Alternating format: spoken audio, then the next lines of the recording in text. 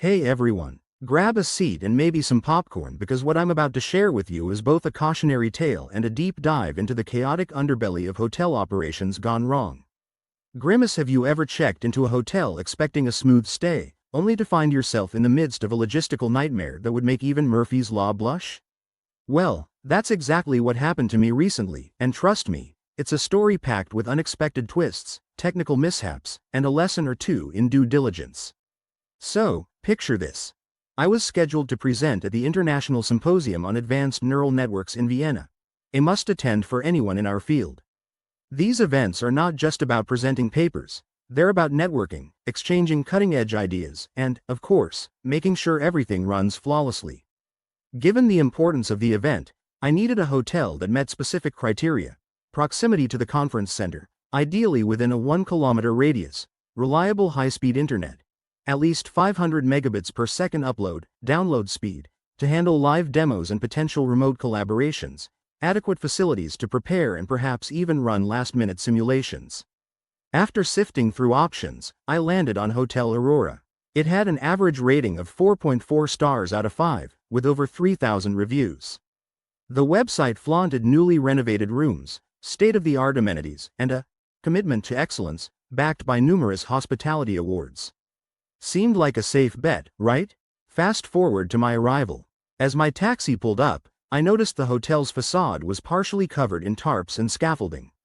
Roughly 60% of the building was under renovation, a critical detail that wasn't disclosed during booking. The main entrance was closed off, and guests were funneled through a side door that was poorly lit and lacked proper signage, a violation of ISO 7001 signage standards. Inside, the lobby was a blend of chaos and clutter. Construction materials were strewn about, and the air quality was subpar, likely exceeding the PM 2.5 levels recommended by the World Health Organization for indoor environments. At the reception desk, a single clerk was juggling check-ins, phone calls, and guest inquiries.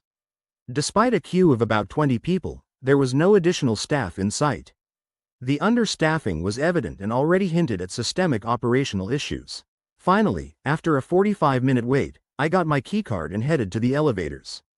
The elevator display indicated that it was last inspected over 18 months ago, surpassing the annual inspection requirement mandated by EN 81-20 safety standards.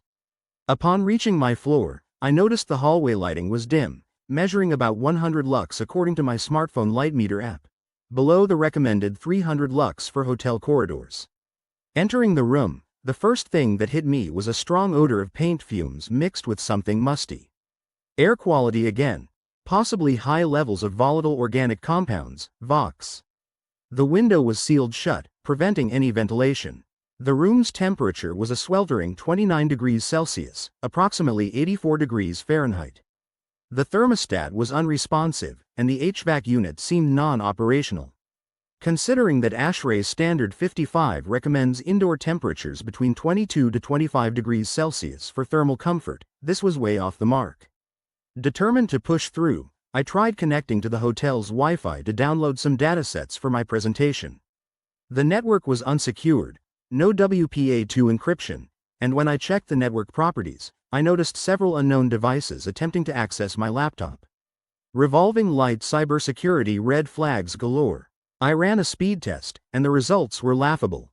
1 megabit per second download and 0.2 megabits per second upload speed. Upload speeds that low are practically a relic from the dial-up era. Next, I decided to freshen up. In the bathroom, I discovered that the water pressure was inconsistent, fluctuating between 1.0 to 3.5 bars, and the hot water took an eternity to arrive. Definitely not adhering to the EN 806 standards for drinking water installations. As evening settled in, the electrical problems began. The lights flickered sporadically, and at one point, the power went out completely for about 30 seconds.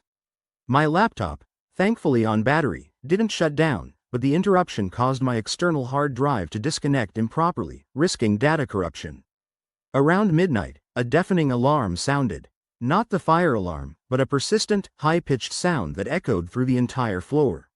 It turned out to be the building's boiler alarm, a system malfunction indicating overheating, which poses significant risks, including potential explosion if pressure relief systems fail.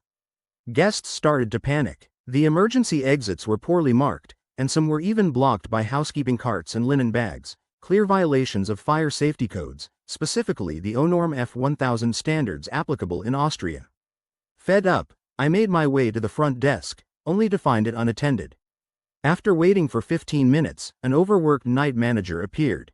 I detailed the slew of issues: air quality concerns, HVAC failure, cybersecurity risks, plumbing inconsistencies, power fluctuations, and the latest boiler alarm incident. I emphasized that these weren't merely inconveniences but significant breaches of safety and operational protocols. I cited specific standards and regulations, like the EU's General Data Protection Regulation, GDPR, for the unsecured Wi-Fi and the European norms, N, standards for building safety. The manager offered a half-hearted apology and said they were aware of some issues due to renovations. When I inquired why guests weren't informed beforehand, he had no satisfactory answer. Back in my room, things got worse. The Wi-Fi was down entirely, cutting me off from essential resources. Then, the pièce de résistance, water started leaking from the ceiling. Sweat droplets, a steady drip right onto the desk where my equipment was set up. I quickly moved my devices and noticed that the leak was brownish, possibly contaminated water from rusty pipes, indicating corrosion issues within the plumbing system. This could lead to serious structural damage and health hazards due to mold growth, as per studies published in the International Journal of Building Pathology and Adaptation. I wasn't alone. In the hallway, other guests were expressing their frustrations. One guest mentioned that he found bedbugs, Cimex lectularius, in his room, presenting photographic evidence. Bedbug infestations require immediate action due to their rapid reproduction rates. A single female can lay up to 500 eggs in her lifetime. A group of us decided to demand immediate action. We gathered at the front desk and insisted on speaking with higher management. The hotel director was unavailable, so we called the corporate customer service line. After navigating through an infuriating automated system, we reached a representative who took down our complaints but offered no immediate solutions, citing company policy restrictions. Understanding the legal landscape, I reminded them that under the Austrian consumer protection law, Konsumentenschutzgesetz, we had the right to a full refund and compensation for any damages incurred due to negligence. The final nail in the coffin was when the building's fire suppression system malfunctioned. The sprinklers on several floors activated without cause, causing significant water damage. One of my colleagues lost a laptop to water damage, a piece of hardware worth over 2,000 euros. At this point, staying was not an option. The hotel was not just inconvenient, it was a hazard. Risks included electrical fires due to water exposure, structural weaknesses, and health risks from potential contaminants. We decided to evacuate. I booked a room at another hotel, the Vienna Grand, which, despite costing 400 euros per night, double my original rate, was a necessary expense for safety and peace of mind. The next day, I had to present at the symposium with minimal sleep and maximum stress. Despite the setbacks, the presentation went well, but the experience was overshadowed by the hotel's negligence. Post-conference, I took action, filed a detailed complaint with the hotel's corporate headquarters, including evidence like photos, videos, and timestamps. Reported the incident to the Austrian Tourism Authority and the Consumer Protection Association, VKI. Consulted with a legal advisor to explore options for collective legal action, given the number of affected guests. Shared my experience on professional platforms and forums to warn others, because in our community, word of mouth is powerful. Financially, I demanded a full refund for the hotel stay, reimbursement for the additional cost of alternative accommodation, compensation for any damaged property and associated inconveniences. Under EU Directive 2011/83, EU on Consumer Rights and the Austrian Warranty Law, Gewährleistungsrecht, we were entitled to these remedies. This ordeal was a stark reminder of the importance of vigilance, even when things appear trustworthy on the surface. Here are some insights. Due diligence on accommodations. Beyond star ratings and aggregated reviews, dig deeper. Check recent guest experiences, especially within the last month. Look for patterns in complaints. Technical verifications. If your work depends on certain amenities, verify them beforehand. Contact the hotel directly to confirm internet speeds, facility conditions, and any ongoing renovations. Risk assessment.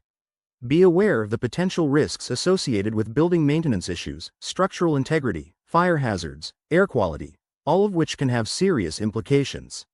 Legal knowledge. Familiarize yourself with local consumer protection laws.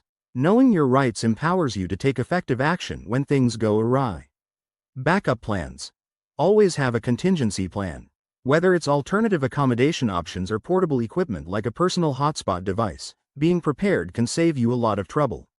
So that's my tale, a fusion of frustration, technical pitfalls, and valuable lessons. It's experiences like these that remind us why attention to detail matters, not just in our work but in every aspect of life.